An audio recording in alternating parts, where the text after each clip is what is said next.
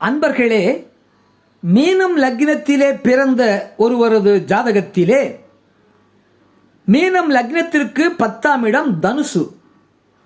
அந்த தனுசுக்கு அதிபதி குரு பகவான்.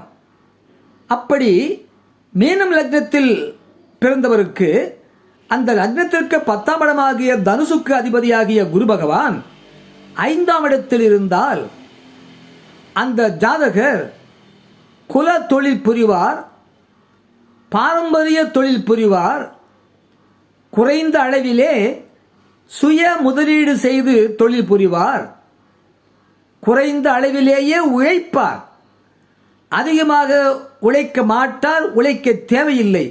ஆனாலும் அவர் அதிக அளவிலே கை நிறைய பொருள் சம்பாதிப்பார். மீனம் லக்னம் 5இல் குரு பகவான் இருந்தால் குறைந்த உழைப்பு,